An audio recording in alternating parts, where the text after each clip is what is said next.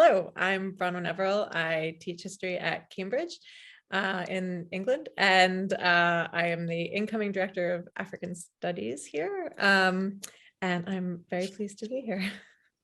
Excellent. And we will be talking about your book, Not Made by Slaves, Ethical Capitalism in the Age of Abolition. So maybe if you could just get us started with what the book is about and why you wrote it.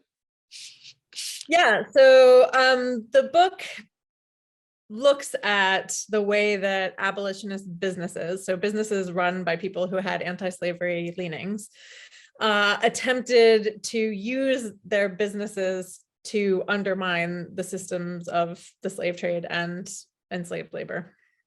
And it brings together sort of two strands of writing about this field. So there's been writing about free produce and the free produce movement, particularly in the US, but also in Britain. So people who are trying to buy sugar and cotton not made by slaves. And then there's another strand of the literature, which is almost exclusively focused on West Africa, which is looking at how businesses that had been involved with slave trading or abolitionists who wanted to get involved with African commerce after the slave trade tried to use trade in Africa to undermine the supply side of the Atlantic slave trade. And so it looks at sort of connecting up that supply chain and thinking about how it was that abolitionist businesses and abolitionists who wanted to use business looked to the market as a potential place to solve this moral dilemma. Excellent. And one of the things that I was interested in learning in your book was that, I mean, it was nearly impossible to do both sides of this, but then also this idea that the consumer was responsible for the slave's plight. Maybe you could speak about how that developed out of abolitionism. Yeah, so I think it's important to put abolitionism in the context of the 18th century consumer revolution to begin with. So there's this huge commercial proliferation across the 18th century, particularly in the second half of the 18th century. People can access more goods more cheaply from all around the world, everywhere in the Atlantic world. So that's in Africa, as well as in the Americas, as well as in Europe. And through that commercial revolution and the consumer revolution that accompanies it, people start to think about their purchases having implications further along on the supply chain. And Adam Smith starts writing about this, but other people are thinking about it beyond the sort of very highbrow political economists. And so people start to think about framing their purchases as political acts. And, we know most about this in America through things like the Boston Tea Party, right? So don't have this tea because it symbolizes the relationship with Britain that we don't like anymore. But there are all kinds of acts like that happening around the Atlantic world. There are boycotts happening in West Africa of trade related to trading practices as well. And so into that sort of setting of concerns about global supply chains and a new sort of awareness about consumer political power, or how consumer politics might influence the politics of empires that you really don't have a vote in for the most part, abolitionists sort of are part of a broader conversation about that, right? So they're looking at the global supply chain and thinking, okay, actually, this sugar that seems white and pure that we're putting in our tea is actually made by enslaved labor. And so we, as the consumers, are causing slavery. We're like the number one reason why these people are using enslaved labor is because we are demanding this product. And so we, the consumer, are responsible, and it's up to us to eliminate that demand or change that demand. And so in the 1790s, there's a movement, an abstention campaign where people are going to abstain from using West India sugar.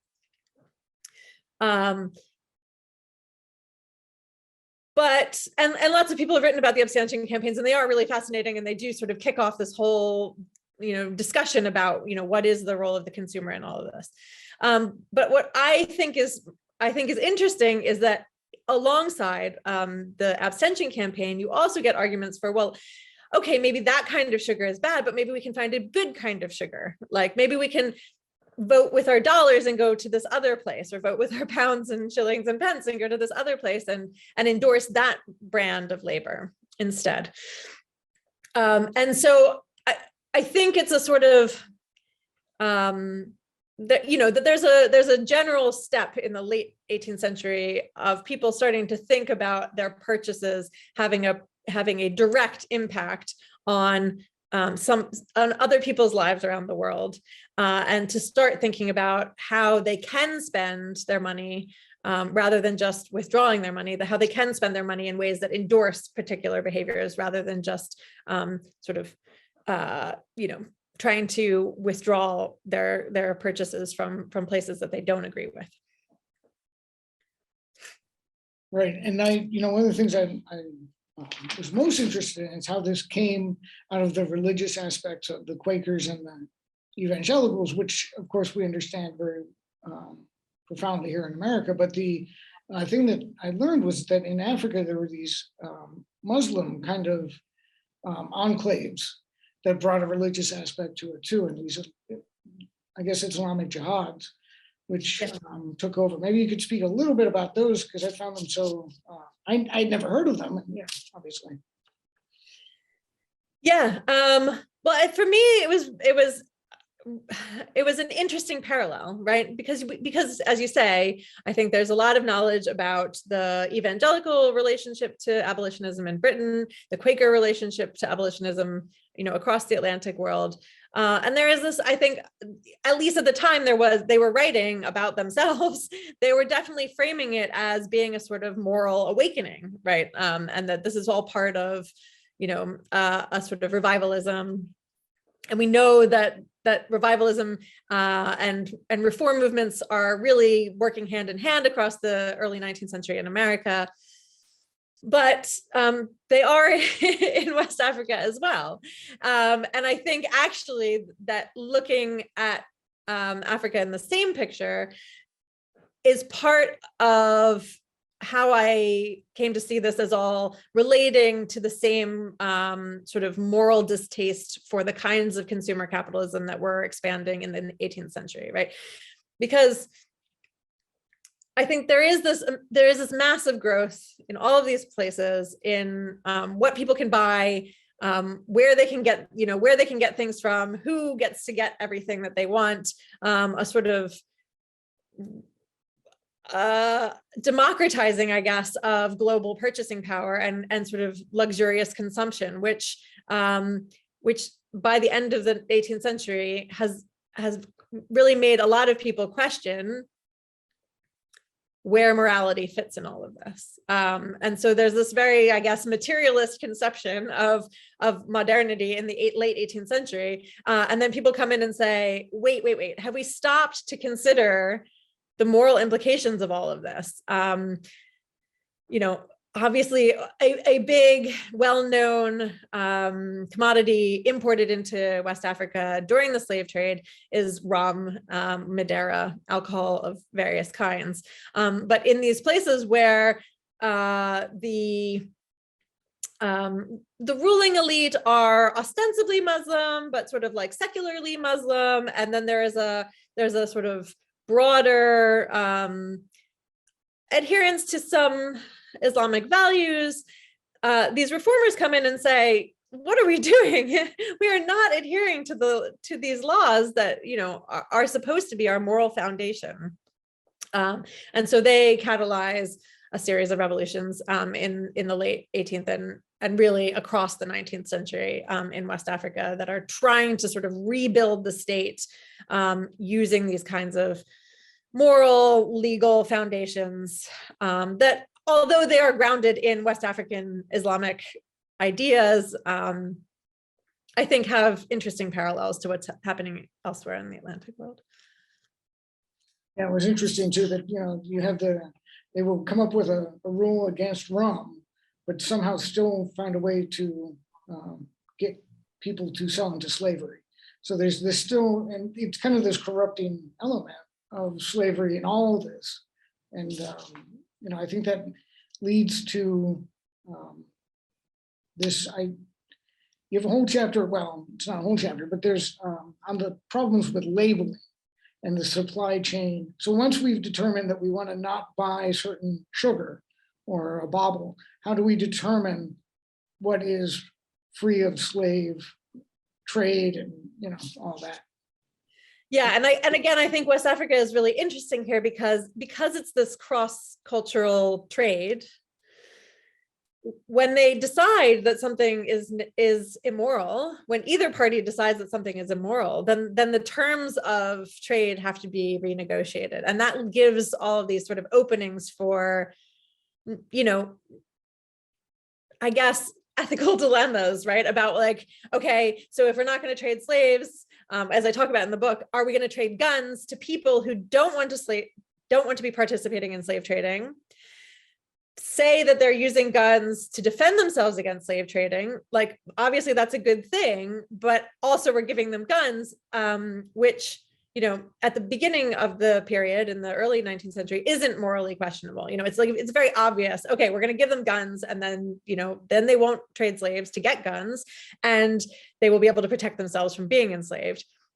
But by the end of the 19th century, that has changed a lot in terms of what the Europeans are saying to each other. And so then they're trying to ban exports of weapons at all to Africa.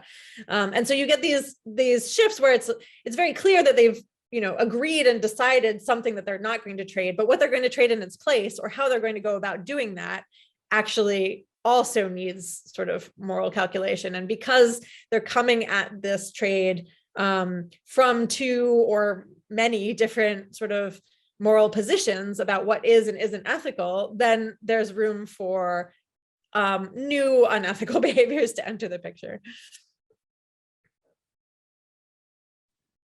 Perfect. And I think that can we talk a little bit about like the Wedgewood labeling and how that came about, and kind of the stores that popped up and how people kind of sourced their, I mean, we hear a lot about it today, like, is this, organically sourced?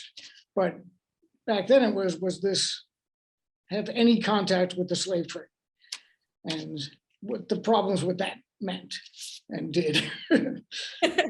Yeah, exactly. I mean, the supply chain continues to be very attenuated, right? Like, they're not shrinking that down at all. All they're doing is trying to find an alternative end destination or end point of labor. And so there continue to be all of the problems along the supply chain of ensuring that it is actually consistent with your values, right?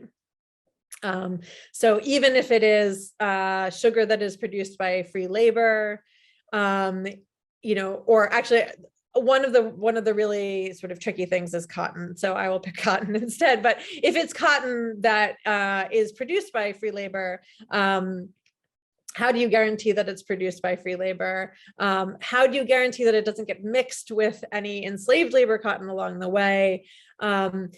Usually it's more expensive because of the need to source special cotton and not let it get mixed up with any other cotton. And then there's a lot of concern that because it's more expensive, people are going to try to pass off enslaved labor produced cotton as free labor produced cotton so that they can get the higher price for it. And so all kinds of mechanisms for ensuring quality control get sort of repurposed as ensuring value control effectively. So creating or reusing brand imaging. So the Wedgewood logo, which is the sort of man kneeling and saying, "Am I not a man and a brother?" Or sometimes is shown as a woman kneeling, saying, "Am I not a woman and a sister?" Gets reused again and again as the sort of visual sign of the abolition movement, and it gets put on packaging, it gets put on labels, it gets put on sugar bowls that are, meant to be used when you're serving your tea, but what you put in that sugar bowl is not in any way regulated. And so there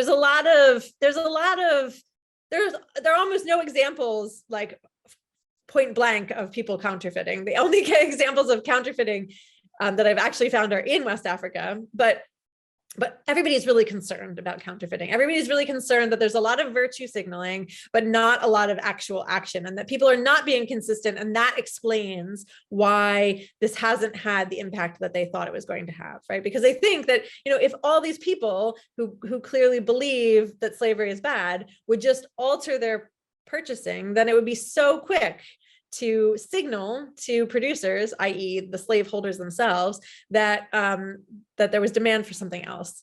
And so they try to say, well, like, it must be people's inconsistency. It must be people like saying something and then not doing something that means that it's not actually successful, or that there's like government subsidies that are allowing,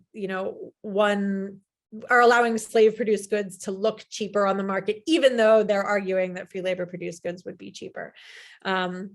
So they rely on these labels, and they try to find ever more complicated ways of regulating the supply chain. But as you say, as we know now, that still is an issue, right? So like there are, many different versions of ethical consumer labels now.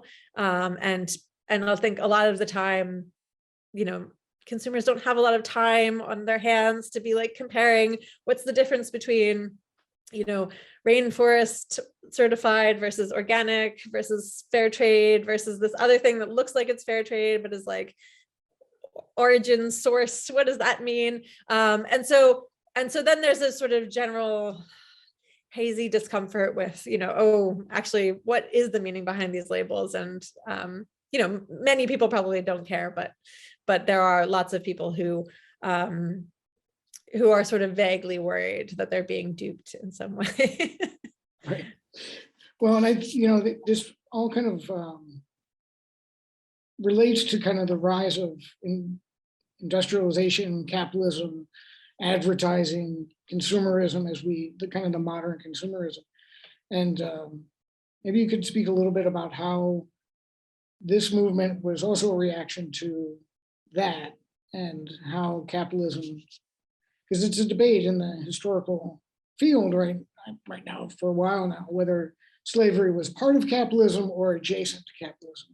And maybe you could, where you fall down on that argument. Yeah. I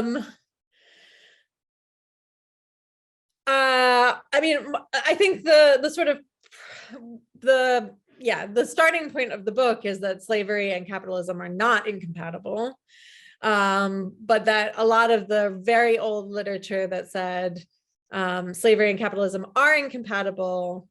And so the rise of the Industrial Revolution means, or it gives space to the abolitionists to sort of, the changing sort of economic environment of the Industrial Revolution creates abolitionists because they want free labor and free trade. So capitalism comes after slavery and comes hand in hand with abolitionism. I think that capitalism and slavery are interlinked, particularly commercial capitalism and this consumer revolution. And I think, therefore, we need a better explanation about where abolitionism comes from, because we can't just say, well, abolitionism is like a natural thing that comes along with industrial capitalism. And so the book is basically trying to say, like, here are business mechanisms. Here's the way that business was conducted by these abolitionists who are like on the peripheries of power, right? A lot of these people are well connected. They're not necessarily, the major thinkers of their day, but they are influential, and they're influential and they're sort of moving in circles. Like, one of the major business figures in the book is Zachary Macaulay, who's this English trader with Africa, and he sits on some committees with David Ricardo. He's moving in these circles where people are talking about big ideas that contribute to the emergence of liberalism, right? But that's a process that is happening, and what I'm trying to do with the book is think about how that process evolves with the arguments for abolition. So as they encounter each of these sort of pushbacks from either radical abolitionists saying, no, we want it now, we want immediate abolitionism, like this whole gradualism thing is so silly, or the pro-slavery side, which is saying, no, you've got it all wrong, like slavery, paternalism, etc.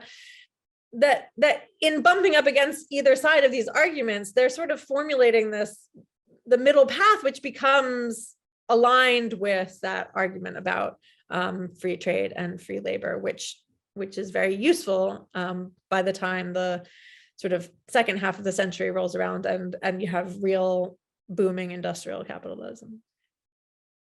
And I think also kind of underlying it is the use of credit. And one of the things that I've learned and other people have spoken on in the Caitlin Rosenthal talks a lot about how, slavery was the primary source of consumer credit, or not consumer credit, but business credit. Yeah. So, and consumer, I guess. If you owned a slave, you automatically had the ability to mortgage. And maybe you could speak a little bit about how that kind of ties this together as well, kind of on the ground reality. Yeah, exactly. I mean, that is absolutely, able to fuel the sort of consumer boom as well. And the connections between the connections that continue across the Atlantic, I think, as well in the 19th century, right? So it's not like the American Revolution happens and then America turns inward and doesn't, never talks to anybody again.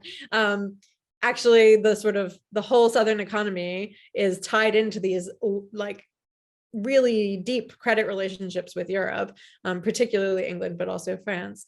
But also then credit also works in connecting that, the European and American side to the African side as well, because there is this sort of need to rely on credit to sort of transition from the slave trade to the legitimate commerce that comes after, right? Because they're saying, okay, the slave trade is over. We would like to keep you as customers. So, we'll keep extending this commercial credit and hope that you bring us something that's valuable that we can trade back in Britain, America, France. And that sort of allows them to transition to things like palm oil and peanuts and those kinds of goods there. So the whole system is absolutely reliant on credit to sort of keep it going. But I think really what the credit thing is hinting at is that actually, and which is a major argument in the second half of the book, is that the point about the credit is that it's allowing consumption, right? It's allowing the continuation and the expansion of consumption. And really the place that the commercial abolitionists always find themselves in is trying to make this argument that it not only is it the consumer's responsibility and consumer guilt for the supply chain, but really that this ought to be better for the consumer, that it ought to be in the consumer's self-interest to shift to free labor produced goods. And, they make a series of arguments about why that is. Fundamentally, they think that free labor is going to be cheaper and therefore it'll be better for consumers. And it will be better for, people like industrialists who want to pay their workers less. They don't want high wages for their workers in England. They want to pay them less and less so that they can maintain their large profit margins. And if you can find cheaper versions of sugar using free labor, well, that's a great win for everybody, right? And it's not necessarily that they're working from the argument that they ought to find cheaper sources. They're trying to say, look, we don't like slavery, and here's a really good economic reason why you ought not to like slavery too, right? It's like in your consumer interest, which is very similar, I guess, to the kinds of arguments like turn off your lights to save the planet, and also you'll save some money, right? Like it's very much, it's like, do what's in your self-interest and it will help everybody. And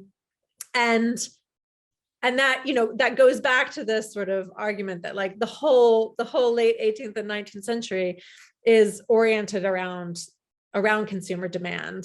And that comes through in credit, but it also comes through in sort of protecting the consumer through these brands.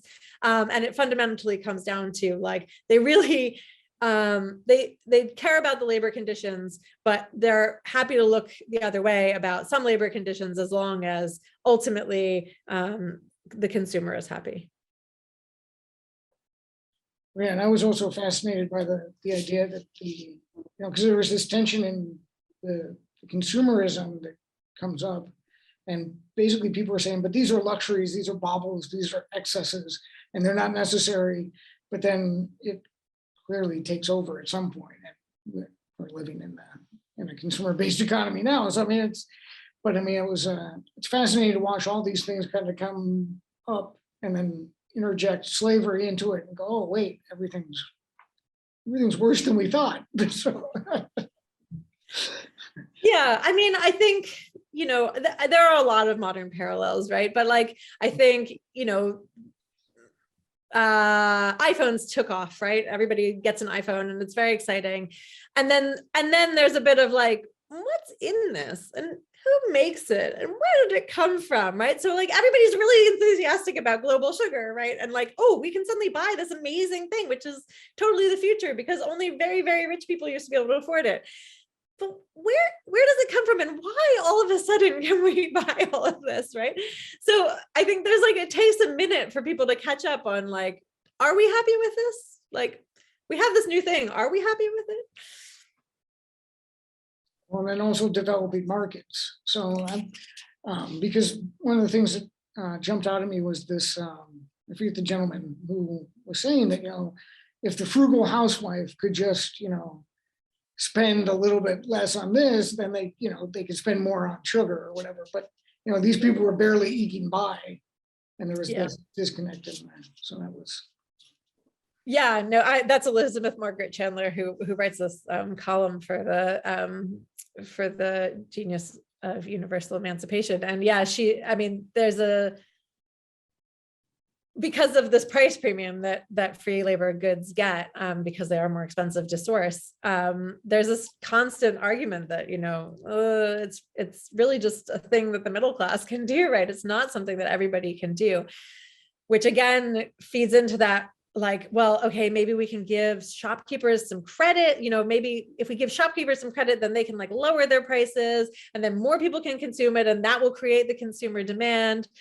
And it's all again tied into this sort of, well, like it's the consumers who drive the economy, and if we can just get the consumers to behave morally and believe that it's in their interest, then the economy will be righted. It will be like functioning in a moral way.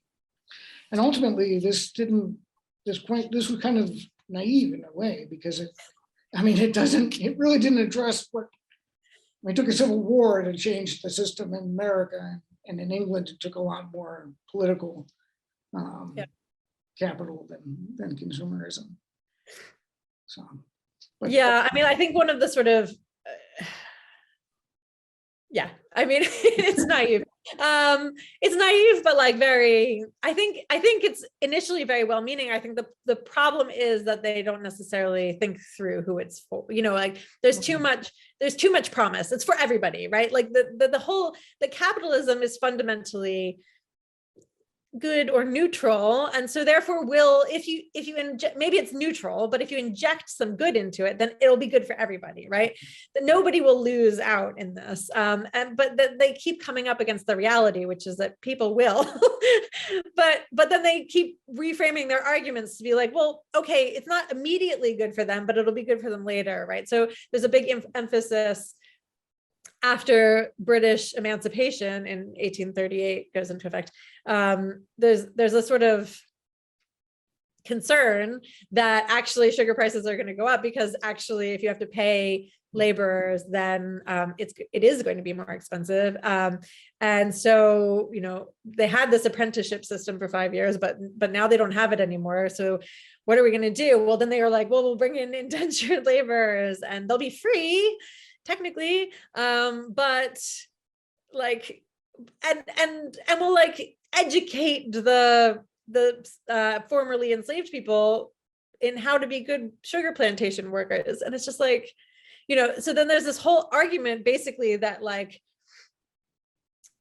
it's okay that the free labor over there is being paid very little / not at all, because it's a training project, which will gradually see them attain the sort of purchasing power that we have here once they're educated, etc. And so it sort of ends up creating this idea of a very divided world economy where there's a center that is manufacturing and where people have good consumer power, and then everywhere else where they're working on it, right? And they don't really ever totally address whether that will eventually be an equal relationship, or whether it's always going to be a case of sort of, the chapter is called "A Rising Tide Lifts All Boats." It's supposed to be, capitalism makes it better for everybody, but like, is it always going to be unequal? Like, it's going to be better, but is it always going to be unequal? And I think like the answer in the British Empire case is yes, it's always going to be unequal. Right, and then ultimately too, we're ramping up for colonialism. So as this is coming to a head, then there's that whole piece that's coming to. But yeah, exactly. And unfortunately, I get to the last chapter, but do you talk about Africa in the context of this after the emancipation, or? Yeah, so basically there's a sort of shifting argument as the emphasis of the campaigns moves away from the slave trade, as that sort of begins to finally be effectively abolished in the Atlantic world, towards the problem of enslaved labor. So as basically the British start to look at the US South and have fixed their own slavery problems in the West Indies, they start to think about what's happening in terms of enslaved labor in West Africa. And there are some people who want to do away with it right away, who are encouraging the sort of taking of colonies and the establishment of civilization, commerce, and Christianity, which are the 3 C's that sort of drive a strand of British imperial policy. There are others who are less interested in that kind of direct form of imperialism, but who are interested in Africa as a source of free produce, or who have become involved in the legitimate commerce transitions and all of those things, who get sort of called out by the first group, by the civilization, commerce, and Christianity group, who say basically, well, like, okay, we've switched to legitimate commerce, but who is producing those goods? Are we certain that this is not enslaved labor in Africa producing these goods? At the beginning of the 19th century, that wasn't a problem, because one of the arguments for legitimate commerce was like, just get rid of the slave trade, and then like maybe the like kind of slavery that they have in Africa is nicer and sweeter and gentler, and so actually they'll be fine. The legitimate commerce people probably still buy that, right? And so they start to make an argument that domestic slavery in Africa is very different from the kinds of slavery that you have in the US South. In some cases that's true. In other cases that's not true. There are plantations in West Africa in the same way that there are plantations in the US South. There are massive slaveholders who are, very involved in a capitalist economy of, using their slaves for credit, et cetera, in exactly the same way. And so there is this tension, but there's also a sort of adjustment and sort of moral relativism that says, well, okay, yes, there's domestic slavery in Africa, but it's not so bad. And we need a transition period there. We can't just expect them to drop it.